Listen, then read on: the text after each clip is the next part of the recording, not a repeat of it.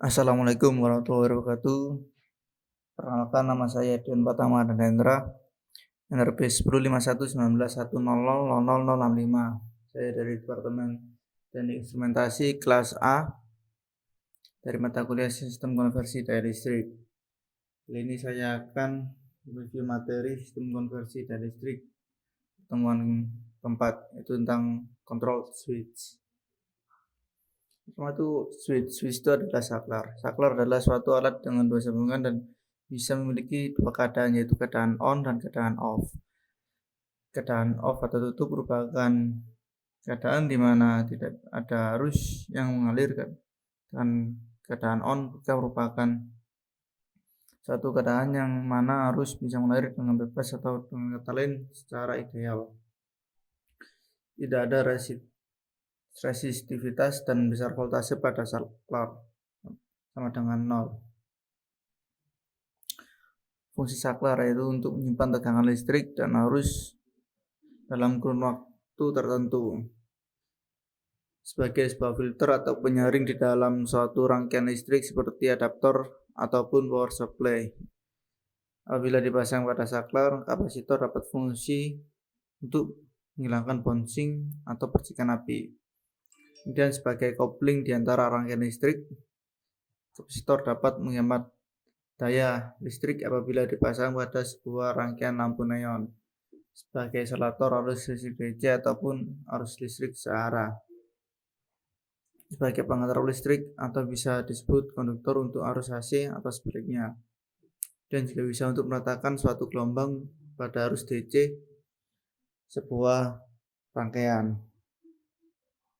Kemudian yaitu complementary metal oxide semiconductor atau disingkat CMOS, inverter CMOS atau inverter MOSFET. Komplementer adalah beberapa inverter MOSFET yang paling banyak digunakan dan dapat disesuaikan dengan yang digunakan dalam desain chip.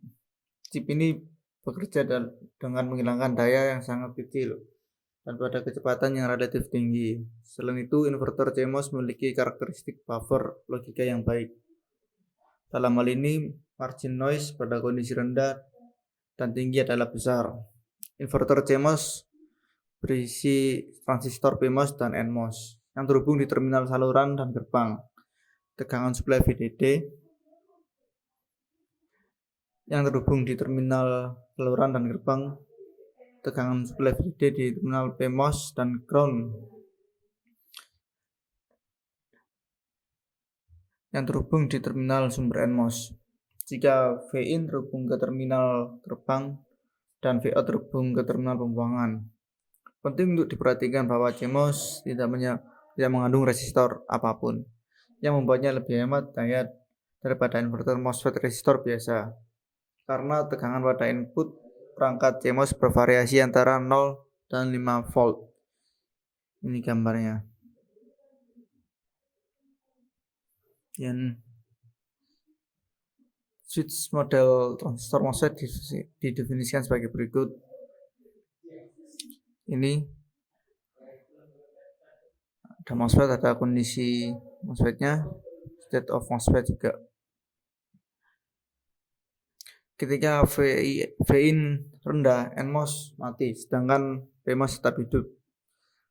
Langsung mengisi Vout ke logika tinggi atau high. Ketika VIN tinggi atau high, NMOS on dan PMOS aktif, mengeras tegangan pada Vout ke logika rendah atau low. Model inverter CMOS ini membantu menggambarkan inverter secara konseptual, tetapi tidak secara akurat menggambarkan karakteristik transfer tegangan sampai batas tertentu. Ini ada multiple state transistor model. Model transistor ini multistatus adalah cara yang sangat akurat untuk memodelkan inverter CMOS. Ini mengurangi status MOSFET menjadi 3 operasi, yaitu cut off, linear, dan saturated. Masing-masing memiliki ketergantungan yang berbeda pada VGS dan VDS. Rumus mengatur keadaan dan arus pada keadaan tersebut diberikan oleh tabel berikut dalam rumusnya. Yang ini yang atas ini untuk NMOS karakteristik. Ini kondisinya pada saat VDS dan mode operasinya. Kemudian yang bawah ini ada BMOS karakteristik. Kemudian ini kondisi VGS-nya, ini kondisi VDS-nya, dan ini mode operasinya. Kemudian yaitu metal oxide semiconductor field effect transistor atau MOSFET. MOSFET merupakan salah satu jenis transistor yang memiliki impedansi masukan gate sangat tinggi, hampir tak hingga. Sehingga dengan menggunakan MOSFET sebagai saklar elektronik memungkinkan untuk menghubungkan dengan semua jenis gerbang logika dengan menjadikan MOSFET sebagai saklar. Maka dapat digunakan untuk mengendalikan beban dengan arus yang tinggi dan biaya yang lebih murah daripada menggunakan transistor bipolar. Untuk membuat MOSFET sebagai saklar, maka hanya menggunakan MOSFET pada kondisi on dan kondisi cut off. Itu adalah grafiknya. Selanjutnya, MOSFET sendiri diklasifikasikan menjadi dua jenis berdasarkan jenis operasinya, yaitu enhancement mode MOSFET atau e-MOSFET dan depletion mode MOSFET atau DMOSFET. MOSFET ini diklasifikasikan lebih lanjut berdasarkan material yang digunakan untuk konstruksi sebagai N-channel dan P-channel.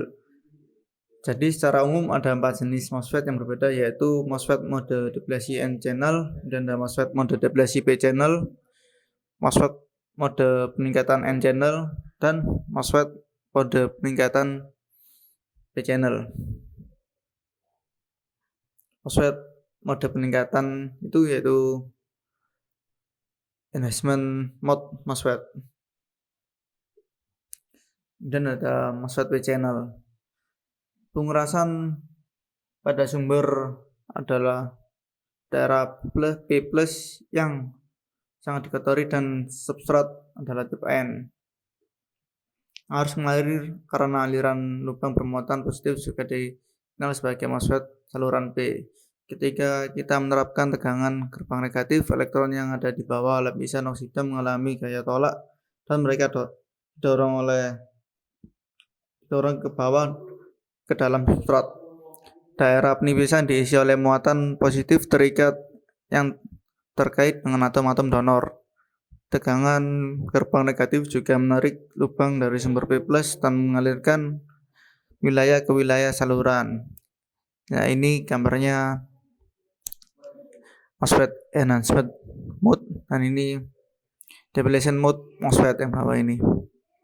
Kemudian yaitu MOSFET N-channel. Pengurasan dan sumber adalah wilayah N+ yang dikotori dengan berat dan substratnya adalah tipe P. Arus mengalir karena aliran elektron bermuatan negatif, juga dikenal sebagai MOSFET saluran N. Ketika kita menerapkan tegangan sebagai gerbang positif, lubang yang ada di bawah lapisan oksida mengalami gaya tolak dan lubang didorong ke bawah ke muatan negatif terikat yang terkait dengan atom akseptor. Tegangan gerbang positif juga menarik elektron dari sumber N+ dan mengalirkan daerah ke saluran jangkauan elektron terbentuk. Ini gambar untuk MOSFET N-channel yang enhancement mode, ini yang depletion mode. Sekian dari saya, mohon maaf bila ada salah kata. Assalamualaikum warahmatullahi wabarakatuh.